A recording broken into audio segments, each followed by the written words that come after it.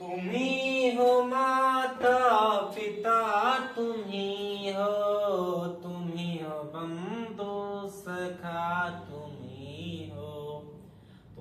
हो साथी, तुम्ही सहारे, कोई न अपना सिवा तुम्हारे, दया की दृष्टि सदा ही रखना, तुम्ही हो बंधु सखा, तुम्ही हो।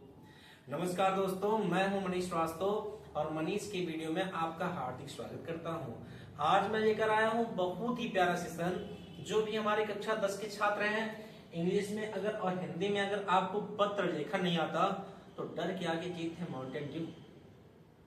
जीवन के 10 मिनट आपके पास अगर होना तो मुझको दे दो और मैं गारंटी देता हूं, मैं वादा करता हूं कि अगर हिंदी और इंग्लिश में आपको पत्र लिखने नहीं आया तो मैं पढ़ाना छोड़ दूंगा। लेकिन हाँ, शर्त इतनी सी है कि रखो हाथ पे हाथ, कह दो कि 10 मिनट वीडियो देख के रहेंगे। भैया पढ़ाओ आप, तो हम पढ़ाने को तैयार हैं और वादा करो आप वीडियो को देखने को तैयार। तो बिना देर किए आइए शुरू करते हैं प्यारा सेशन। कक्षा 10 हिंदी का आपके सामने यहाँ पर पत्र लेखन है। आप इंग्लिश में भी पत्र को लिख सकते हैं, दोनों चीज में सिखाऊंगा, बताऊंगा, आपको डरना नहीं है। यूपी बोर्ड 2026 में पत्र लेखन बोर्ड परीक्षा में यही पत्र आएंगे। टिप्स नोट कर लीजिए। और टिप्स क्या है पूरी जानकारी मैं देने जा रहा हूँ। यहाँ पर देख सकते हैं, ये रहा आपकी सामने मेहनत। ये सारी मेहनत आपके लिए है बच्चों, ये किसी और के लिए नहीं है। ये सारी मेहनत मेरे बच्चों के लिए है, क्योंकि मेरे बच्चे ही जो है वो मेरे लिए सब कुछ है। तो जब मेरे बच्चे ही मेरे लिए सब कुछ है तो उनके लिए मेहनत क्यों ना किया जाए भाई। 100 बार करूंगा, एक बार नहीं 100 बार करूंगा, अपने बच्चों के लिए मेहनत करूंगा।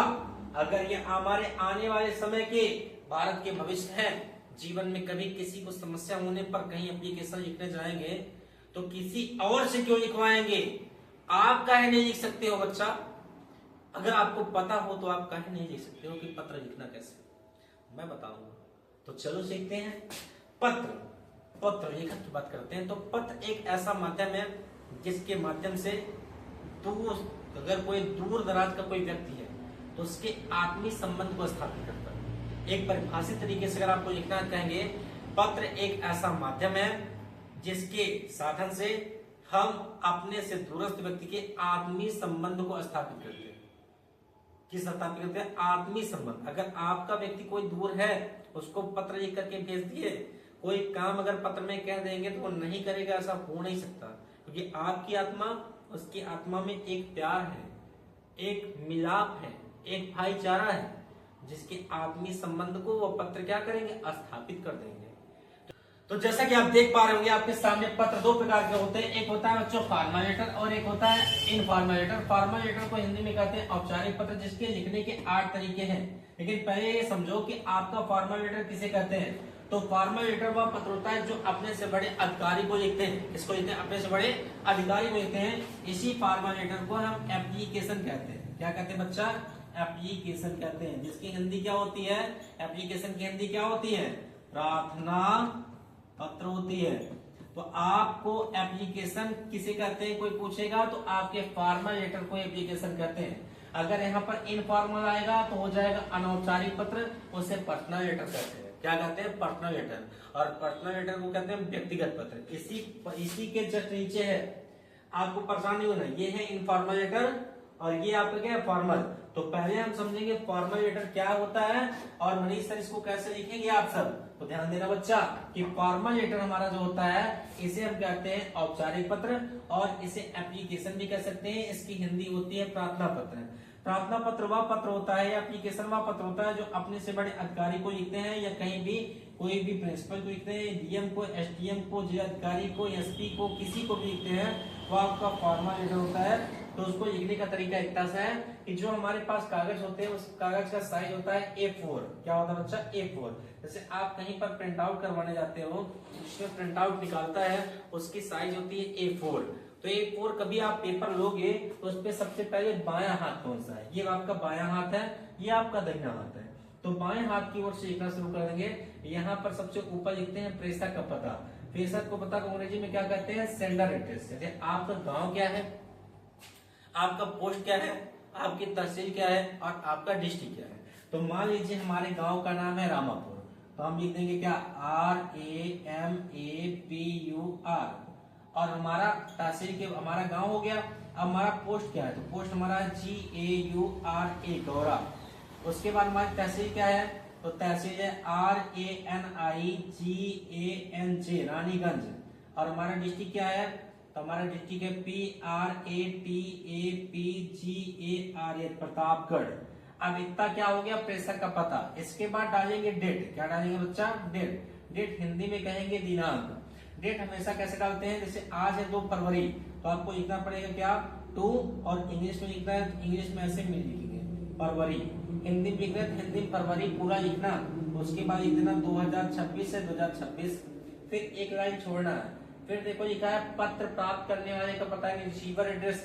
तो पत्र किसको लिख रहे हो, मान लो प्रिंसिपल को लिख रहे हो, तो एक लाइन छोड़कर लिखना है टू, उसके नीचे, उसके सामने कुछ नहीं लिखना, उसके नीचे टू दी PRINCIPAL प्रिंसिपल। उसके बाद क्या है, सब्जेक्ट। और प्रिंसिपल कहाँ के हैं, मान लीजिए किसी विद्यालय के हैं XYZ, तो यहाँ पर विद्यालय का नाम कर देंगे। फिर यहाँ पर एक डिब्बा बनाना है, और डिब्बा बना करके यहाँ पर लिखना है सब्जेक्ट। क्या लिखना बच्चा, सब्जेक्ट। सब्जेक्ट का मतलब इतना सा कि क्या मैटर है, फीस माफी के लिए, या पुस्तकालय बनवाने के लिए, या स्पोर्ट के लिए, या छुट्टी के लिए। तो यहाँ पर सब्जेक्ट में आपको उसको इंडिकेट करना है। उसके बाद संबोधन। संबोधन का मतलब क्या होता है, रिस्पेक्टेड से शुरू होगा। किससे शुरू होगा, रिस्पेक्टेड। रिस्पेक्टेड का मतलब क्या होता है, सम्मानित। अगर आपके सर का मतलब श्रीमान जी होता है, मैम का यूज होता है जिसकी शादी नहीं होती है, मैडम का यूज होता है जिसकी शादी हो गई होती है। तो सर हो या मैडम हो या मैम हो, इसको अच्छे से देख लेना, यहाँ पर लिख देना रिस्पेक्टेड सर, मैडम या मैम। उसके बाद ध्यान देना, इस मैटर को बहुत जरूरी है, विषय वस्तु। विषय वस्तु ध्यान देना, ये सारी चीज पंचुअलिटी है। इसके बाद पेपर का साइज बड़ा रहेगा, छोटा है ये पेपर का साइज, तो हमें ध्यान देना है कि यहाँ पर पूरा हमारा मैटर रहेगा। क्या रहेगा बच्चा, मैटर। मैटर का मतलब ये होता है कि आपकी बात जो आप कहना चाहते हो। एक बात हमेशा ध्यान देना कि अगर आपके अंदर कोई मैटर है, आपकी कोई दिक्कत है, तो आपकी दिक्कत, आपकी समस्या आपसे अच्छा कोई नहीं जानता। कभी कभी कोई बात होती है, किसी को हम बताते हैं लिखने के लिए, तो कुछ चीजें बता भी पाते हैं, कुछ बता भी नहीं पाते हैं, ऐसा भी होता है। तो अगर आपके अंदर की भावनाएं हैं, आपकी समस्या है, तो आप जितनी अच्छी तरीके जानते हो उतनी अच्छी तरीके से कोई जानता नहीं है। तो आप अपने मैटर को जितना अच्छा लिखेंगे उतना उसका इफेक्ट रहेगा। थोड़ा सा आप मैटर को ध्यान दीजिएगा। एप्लीकेशन लिख रहे हैं, प्रार्थना कर रहे हैं, निवेदन, तो सामने वाले को इमोशन से जोड़िएगा। इमोशन का मतलब क्या होता है, भावनाओं से। कैसे बच्चा, भावनाओं से। अब आगे देखेंगे अपवादन से समाप्ति। अपवादन से समाप्ति का मतलब आप अंतिम लिखेंगे कि आशा है कि आप मेरी भावनाओं को समझेंगे और मेरे कार्य को करने का प्रयास करेंगे। मैं आपका सदा रेडी रहूंगा, मैं आपका सदा क्या रहूंगा, रेडी।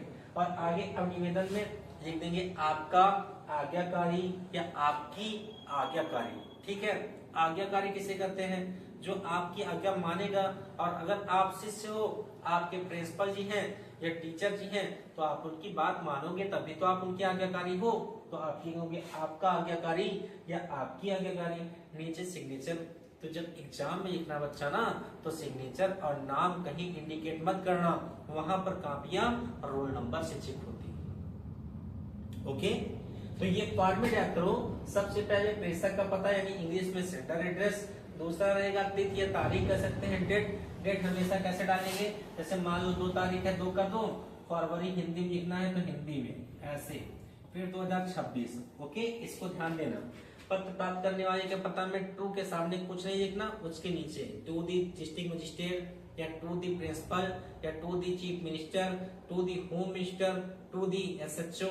ठीक है, थाना के जो बड़े अधिकारी होते हैं, SO साहब को, जिसको भी लिखना हो, या तहसील में कोई SDM साहब हैं, CO हो गए, तो वहां पर टू दी। उसके बाद संबोधन में रिस्पेक्टेड का यूज करेंगे, ब्रैकेट में जरूर लिखेंगे विषय की किस कारण से आप पत्र को डिनोट कर रहे हो, किस वजह से आप लिख रहे हो मेरा बच्चा। विषय वस्तु ध्यान देना, जितना अच्छा ये मैटर रहेगा उतना अच्छा विषय वस्तु होगा। और ध्यान देना, जितना अच्छा मैटर रहेगा उतना अच्छा नंबर पाओगे। तो मैटर का मतलब विषय वस्तु बहुत सुंदर और साफ होनी चाहिए भैया। उसके बाद अभिवादन से समाप्ति, जैसे आपको समझाता हूँ, ध्यान समझो। आप कहते हैं ना क्या कि sir I beg to say that I have been suffering from fever since last night, so I can not attend the class.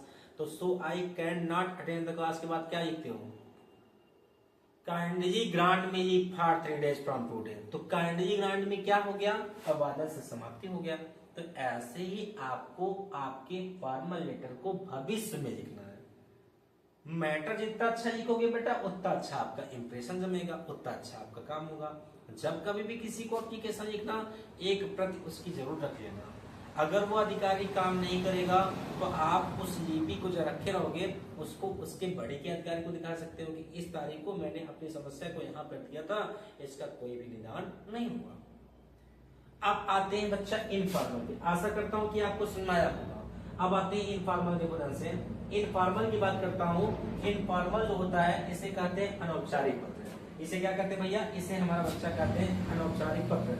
अनौपचारिक पत्र की अगर मैं बात करता हूँ तो इसमें भैया आपके इसके पहले 8 पॉइंट थे, लेकिन इसमें कितने पॉइंट है, इसमें कुल मिलाकर के आपके 7 पॉइंट है। तो पहला वैसे ही रहेगा, दूसरा भी वैसे ही रहेगा, तीसरा वैसे ही रहेगा, चौथे में गुड मॉर्निंग का यूज करेंगे, हिंदी में रहेगा तो सादर प्रणाम। क्या करेंगे, सादर प्रणाम। विषय वस्तु और अब निवेदन और नीचे हस्ताक्षर। अच्छा, दोनों में अंतर क्या है, ध्यान दो। दोनों में अंतर इतना सा है कि उसमें आपका इसके बाद था विषय। क्या था भैया, विषय। इसके बाद ध्यान दो, फिर से देख रहे हैं, ऐसे ही हटा के देखो, मैच करो कि इसमें पहला जैसे था वैसे ही इसमें पहला भी है। इसमें देखो ध्यान से दूसरा नंबर तिथ था, इसमें भी है भैया तिथ है। इसमें ध्यान से देखो ये संबोधन और विषय वस्तु, इसमें देखो ध्यान से संबोधन तो है लेकिन विषय वस्तु नहीं है। विषय वस्तु का मतलब क्या है जानते हो, कि अगर आपने विषय वस्तु को यहाँ पर लिख दिया, जैसे यहाँ मान लो विषय है, देखो एक विषय होता है एक विषय वस्तु होता है।